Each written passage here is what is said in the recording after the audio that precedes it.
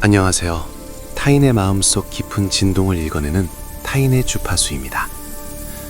여기 스스로를 신이라 부르는 남자가 있습니다. 그는 병을 고치고 미래를 예언하며 고통받는 이들에게 영원한 안식을 약속합니다.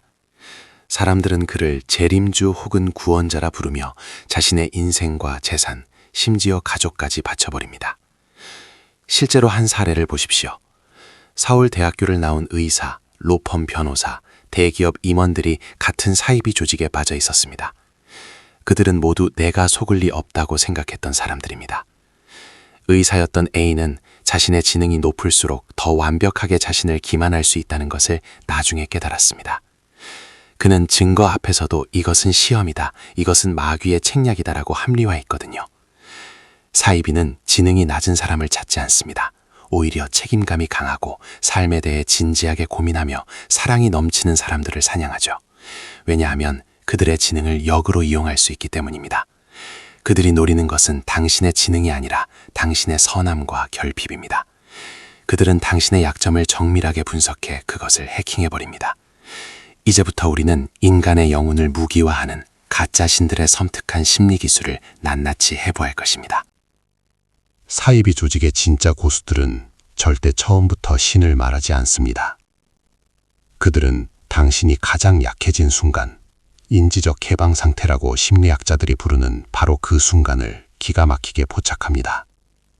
취업 낙방으로 좌절했을 때, 연인과의 이별로 가슴이 텅 빈 것처럼 느껴질 때, 혹은 깊은 외로움으로 밤새 천장을 바라볼 때 말입니다. 그들은 길거리 포교 같은 천박한 방식을 택하지 않습니다. 대신 훨씬 더 정교한 수법을 씁니다. 설문조사라는 명목으로 무해해 보이는 인문학 강의로 심지어 무료 심리 테스트나 타로 상담이라는 가면을 쓰고 당신의 심장을 정밀 분석합니다. 당신이 무엇을 두려워하는지, 누구를 그리워하는지, 어떤 상처를 안고 사는지 모든 데이터를 축적해 나갑니다. 당신은 자신이 분석당하고 있다는 것을 알아채지 못하고 오히려 누군가 자신을 진심으로 이해해준다는 착각 속에 빠져듭니다. 그리고 가장 적절한 타이밍에 마치 하늘에서 내린 구원의 말처럼 그들은 당신의 가슴을 흔들 한마디를 던집니다. 당신 잘못이 아니에요. 당신은 정말 특별하고 선택받은 사람입니다. 그 말의 따뜻함에 당신의 눈물은 흘러내립니다. 이제 무엇이 시작되었는지 아십니까? 이것은 심리학에서 말하는 러브밤의 시작입니다. 무차별적인 칭찬, 끝없는 관심과 애정, 당신을 특별하다고 반복해서 확인시켜주는 공세, 이 모든 것이 당신의 뇌를 뒤흔듭니다. 도파민이 폭발합니다. 비판적 사고가 마비됩니다. 당신의 뇌는 이제 강력한 후광 효과에 사로잡혀 이런 생각을 하게 됩니다. 이토록 선하고 따뜻한 사람들이 나에게 거짓말을 할 리가 없어. 합리적인 의심은 사라지고 그들이 건네는 달콤한 맛 주제에 당신의 영혼은 항복해버립니다. 당신은 이제 그들의 품 안에서 진정 원하던 그것을 찾은 것 같습니다. 누군가에게 온전히 받아들여지는 경험. 당신을 완전히 소유하기 위해 이제 그들은 본색을 드러내기 시작합니다. 심리학에서 말하는 환경적 통제와 사회적 고립의 단계입니다. 이것은 가장 정교하고 가장 가혹한 단계입니다. 그들은 아주 교묘하게 당신과 세상 사이의 다리를 끊어나갑니다. 당신의 부모님이 왜 반대하는지를 이렇게 설명합니다. 당신의 부모님이 저렇게 반대하는 이유는요, 마귀가 씌었기 때문입니다. 친구들이 보내는 겁정어린 연락, 그것은 당신의 구원을 방해하는 사탄의 목소리입니다. 처음에는 거부감이 들 것입니다. 하지만 이미 집단 내부의 유대감에 중독된 당신은 시간이 지나면서 서서히 변해갑니다. 가족이 적으로 보이기 시작하고 집단이 유일한 안식처로 느껴집니다. 당신을 지탱해주던 외부의 모든 목소리가 점점 희미해집니다. 외부 정보는 철저히 차단됩니다. 뉴스를 보지 마십시오. SNS를 하지 마십시오. 세상은 오염되어 있다고, 오직 우리 집단만이 진실을 안다고 반복됩니다. 이제 당신이 들을 수 있는 유일한 목소리는 교주의 목소리뿐입니다. 이것이 그들이 세운 가짜 신의 영역의 완성입니다. 물리적 감옥이 아니기에 당신은 이것이 감옥임을 깨닫지 못합니다. 당신에게 돌아갈 곳은 이제 없습니다. 그들이 설계한 요새 안에서 당신은 인격도 없고 이름도 없이 오직 교주의 뜻을 수행하는 하나의 도구로 전락해버립니다. 세상 모든 문을 잠가버리는 것, 그것이 영혼 사냥꾼들이 완성하는 최종적인 감옥입니다. 이제 당신은 완전히 세상과 단절된 채 오직 교주만을 바라보고 있습니다. 그때 갑자기 무엇인가 터집니다. 뉴스에서 터져나옵니다. 교주의 추악한 성범죄, 수십억 대의 공금 횡령, 신도들의 집단 자살 미수 사건. 모든 증거가 명백합니다. 상식적으로라면 당신은 당장 도망쳐야 합니다. 하지만 이상한 일이 벌어집니다. 신도들은 오히려 더 격렬하게 울부짖으며 교주를 변호합니다. 이것은 우리를 시험에 들게 하는 마귀의 조작입니다. 외부인의 눈에는 미친 것처럼 보입니다. 하지만 여기에는 인간의 뇌가 가진 가장 치명적인 결함이 숨어 있습니다. 심리학은 이를 인지부조화라고 부릅니다. 인간의 뇌는 자신의 신념과 현실이 충돌할 때 발생하는 극심한 스트레스를 본능적으로 거부합니다. 당신의 경우를 생각해 보십시오. 당신은 이미 전 재산을 바쳤습니다. 가족과의 인연을 끊었습니다. 당신의 청춘 전부를 이곳에 쏟아붓지 않았습니까? 이제 교주는 사기꾼이다라는 진실은 곧 내 인생은 쓰레기였다는 선고와 같습니다. 뇌는 이 끔찍한 결론을 피하기 위해 현실을 왜곡하기 시작합니다. 증거를 부정하고 오히려 더 열심히 기도하며 더욱 헌신적으로 자신의 선택이 옳았음을 증명하려 듭니다. 여기에 매몰 비용의 오류라는 심리적 함정이 더해집니다. 당신은 계속 이렇게 중얼거립니다. 이미 너무 멀리 왔어. 여기서 멈추면 모든 게 무너져. 내 인생이 무너져. 그 공포가 당신을 발목 접습니다. 이제 당신에게 진실은 더 이상 구원이 아닙니다. 진실은 당신의 존재 자체를 말살하는 가장 무서운 적입니다. 당신이 탈출을 생각하는 순간 그들이 꺼내드는 마지막 카드가 있습니다. 공포입니다. 나가는 순간 너의 가족에게 저주가 내릴 것이다. 배신자의 끝은 영원한 불지옥이다. 우리를 떠나는 것은 곧 죽음을 선택하는 것과 같다. 이것은 뇌의 공포 중추인 편도체를 직접 공격하는 방식입니다. 이성적인 사고가 끼어들 틈을 주지 않습니다.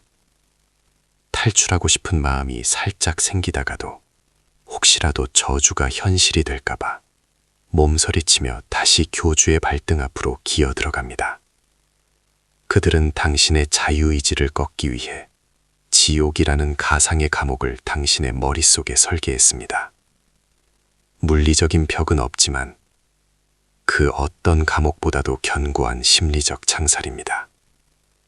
그 안에서 당신은 서서히 자아를 잃고 오직 공포에 반응하는 꼭두각시로 전락해갑니다. 가짜 신이 군림하던 제국은 결국 무너집니다. 검찰의 수사, 언론의 폭로, 그리고 신도들의 증언.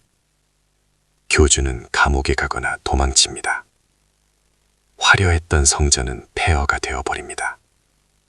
하지만 진짜 비극은 그때부터 시작됩니다.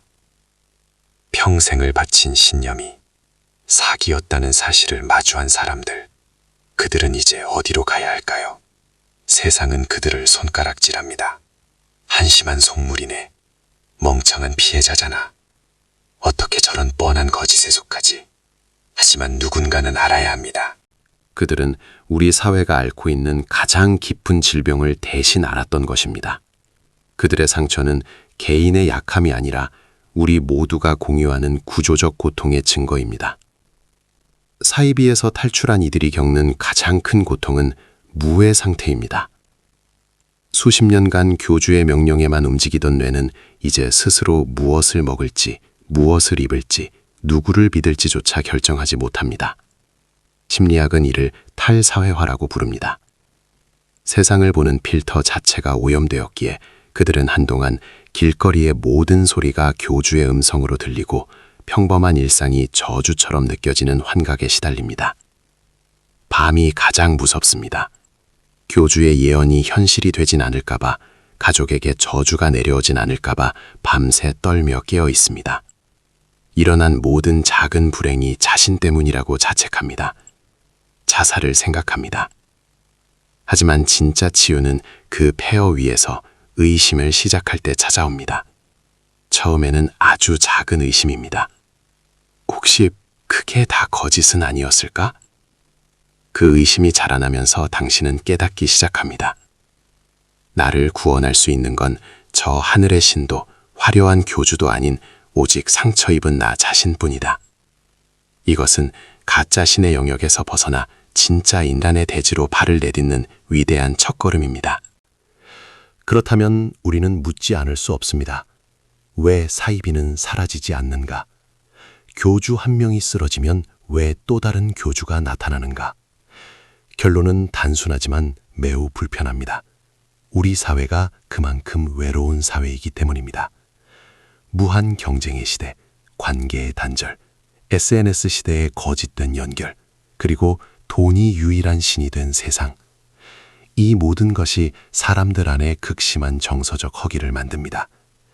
누군가와 진정으로 연결되고 싶은 욕구, 누군가에게 온전히 받아들여지고 싶은 절망적인 갈망. 사이비는 그 허기진 틈새를 정확히 파고드는 기생충입니다. 즉, 가짜 신은 하늘에서 떨어진 괴물이 아닙니다. 우리 사회의 결핍이 만들어낸 거울입니다. 우리가 서로를 수단이 아닌 목적으로 대하지 않는 한, 한 명의 교주가 쓰러지면 또 다른 교주가 그 빈자리를 채울 것입니다. 우리가 진정한 공동체를 만들지 않는 한 누군가는 계속해서 가짜 신을 찾을 것입니다. 결국 신의 영역은 저 멀리 구름 위에 있지 않습니다. 상처받은 타인의 목소리에 귀를 기울이고 서로의 주파수를 공감으로 연결하는 그 평범한 정서적 연대야말로 가짜 신들이 가장 두려워하는 진짜 성역입니다. 우리는 긴 여정을 마쳤습니다. 인간의 나약함이 어떻게 이용당하는지, 그리고 그 지옥 같은 늪에서 어떻게 기어 나올 수 있는지를 함께 보았습니다. 이제 당신에게 묻겠습니다. 지금 당신은 누군가에게 마음을 빌려주고 있진 않나요? 삶이 힘들고 외로울 때 누군가 당신에게 완벽한 정답을 제시한다면 일단 의심하십시오. 그것이 얼마나 따뜻해 보이든 얼마나 확실해 보이든. 진정한 구원은 정답을 주는 것이 아니라 당신이 스스로 질문할 수 있게 돕는 것입니다. 당신은 누군가의 제자가 아닙니다. 당신은 누군가의 도구가 아닙니다. 당신은 누군가의 소유물이 아닙니다. 이제 타인의 주파수에서 벗어나 당신 내면의 진동에 집중하십시오. 당신은 그 자체로 충분히 고귀하며 어떤 가짜 신도 당신의 인생을 대신할 수는 없습니다. 그리고 기억하십시오. 당신 옆에 누군가 외로워하고 있다면 그를 구원하려 하지 마십시오. 그저 그의 손을 잡으십시오. 그의 이야기를 들으십시오. 그것이 가짜 신들이 가장 두려워하는 가장 강력한 무기입니다. 우리는 모두 상처를 안고 살아갑니다. 하지만 그 상처가 우리를 약하게 만드는 것이 아니라 서로를 이해할 수 있게 만듭니다. 그 이해 속에서만 진정한 치유가 시작됩니다. 당신의 주파수는 지금 어디를 향하고 있습니까? 지금까지 타인의 주파수였습니다.